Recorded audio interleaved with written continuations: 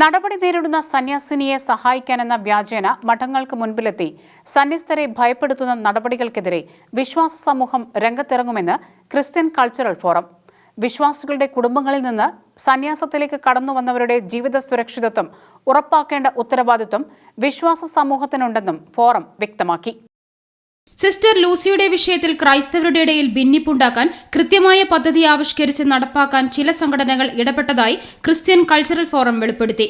Sister ലൂസിയെ പൂട്ടിയിട്ടുവെന്ന ആരോപണത്തിലൂടെ ഈ സംഘടനകളുടെ ഇടപെടൽ സംശയാസ്പദമായ രീതിയിൽ തെളിയിക്കപ്പെട്ടതായും ഫോറം വയനാട് ജില്ലാ സമിതി വ്യക്തമാക്കി.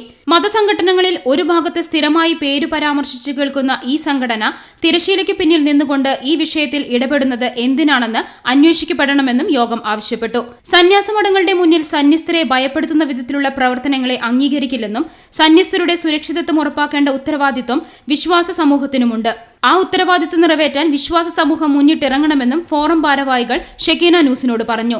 പുരോഹിതരെയും വിശ്വാസികളെയും തമ്മിൽ തെറ്റിക്കുക എന്ന ലക്ഷ്യത്തോടു കൂടിയാണ് ഇപ്പോൾ സന്യാസിനിയെ പുറത്താക്കിയപ്പോൾ സന്യാസിനിയുടെ പേരിൽ സന്യാസിനിയെ സഹായിക്കാനെന്ന വ്യാജേന ഇത്തരം ചിദ്രശക്തികൾ ഇറങ്ങി പുറപ്പെട്ടിരിക്കുന്നത്. ഇത് തിരിച്ചറിഞ്ഞ വിശ്വാസ സമൂഹം സന്യാസിനികൾക്കും ക്രൈസ്തവ വിശ്വാസത്തിൽ നിലനിൽക്കുന്ന ആളുകൾക്കും ആവശ്യമായ സംരക്ഷണ കവചമൊരുക്കുന്നതിന് തീരുമാനിച്ചിട്ടുണ്ട്. വയനാട് ജില്ലയിലെ മത, രാഷ്ട്രീയ, സാംസ്കാരിക, സാമൂഹിക രംഗത്ത് പ്രവർത്തിക്കുന്ന ഈ വിഷയങ്ങളെ സമഗ്രമായി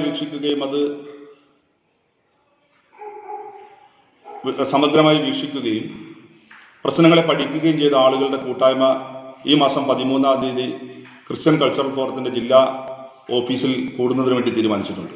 സഭാവിശ്വാസ സംരക്ഷണത്തിനായി സമാന സംഘടനകളുമായി ചേർന്ന് ജനകീയ മുന്നേറ്റം നടത്തി പ്രതിരോധമൊരുക്കുന്നതിന് സംഘടന മുൻകൈയെടുക്കും.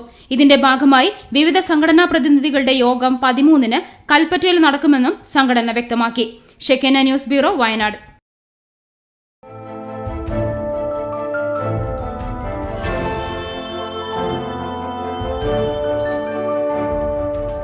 ഷെക്കൈന ടെലിവിഷന്റെ വാർത്തകളും പ്രോഗ്രാമുകളും യൂട്യൂബിൽ കാണുന്നതിനായി ഈ ചാനൽ സബ്സ്ക്രൈബ് ചെയ്യുക. നിങ്ങളുടെ മൊബൈലിൽ തത്സമയം നോട്ടിഫിക്കേഷൻ ലഭിക്കുന്നതിന് ബെൽ ബട്ടണിൽ വിരലമർത്തുക.